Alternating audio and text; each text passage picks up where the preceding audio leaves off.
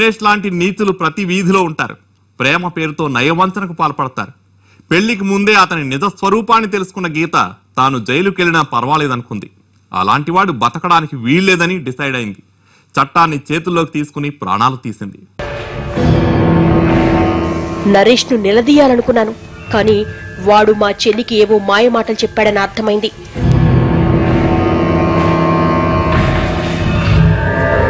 Total గా అతని వలలో పడింది.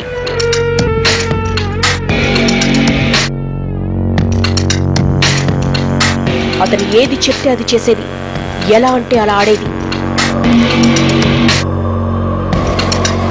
అమాయకురాల్ని చేసి ఆడుకున్నాడు. అతని నుంచి చెల్లిని కాపాడాలి అనుకున్నాను. పెళ్లికి రోజులు దగ్గర పడుతున్నాయి. చెల్లెలేమో అతన్ని వదిలి ఉండట్లేదు.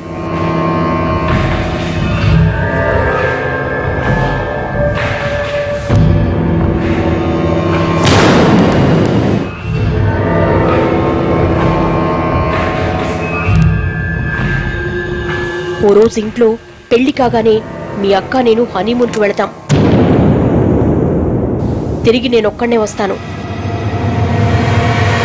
అప్పుడు 4 రోజులు ఏడుద్దాం, తర్వాత మీ నాన్నే మనిద్దరికి పెళ్లి చేస్తాడు అని సంగీతతో అన్నాడు. అది నేను చూశాను. అతని మైకంలో పడిన నా చెల్లెలు నేనేం చెప్పినా వినే స్థితిలో లేదు.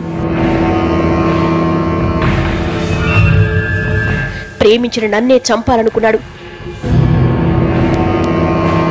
నా చెల్లిని చంపుతాడు. ఆస్తి కోసం మా నాన్నను కూడా చంపుతాడు. అందుకే నరేష్ బతకూడదు అనుకున్నాను.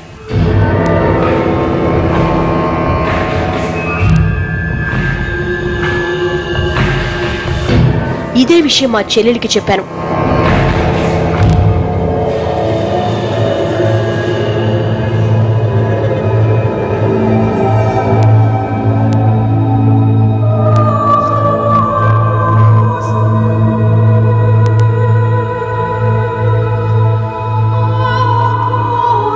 చెల్లి ద్వారానే అతన్ని అక్కడికి రప్పించాను, చంపేశాను.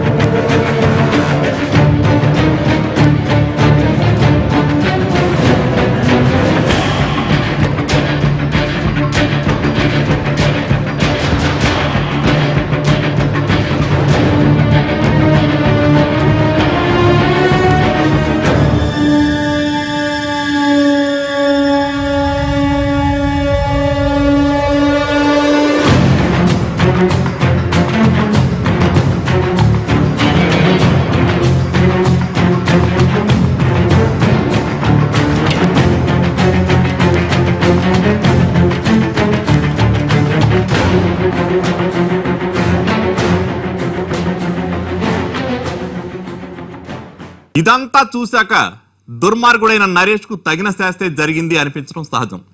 ఎవరైనా సరే అలాంటి కంత్రిగాలను చంపేయాలని అంటారు. కానీ ఆ పని చేయడానికి న్యాయ వ్యవస్థ ఉంది. నరేష్ ను చంపి గీత సాధించిందేముంది? బంగారు భవిష్యత్తును జైలు పాలు చేసుకుంది. అతనిపై పోలీస్ కంప్లైంట్ ఇచ్చి ఉంటే చట్టమే అతన్ని శిక్షించి ఉండేది.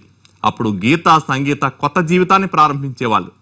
అందమైన గీతను ప్రేమించి పెళ్లి చేసుకోవాలనుకోవడం ఆశ, ఆమెతో పాటు ఆమె చెల్లెలతోనూ గడపాలనుకోవడం దురాశ, ఆస్తిని కాజేయాలనుకోవడం అత్యాశ, ఫలితం మరణం. ఇది ఇవాల్టి క్రైమ్ ఫ్యాక్టర్. రేపటి ఎపిసోడ్లో మరో వాస్తవ గాథను చూద్దాం.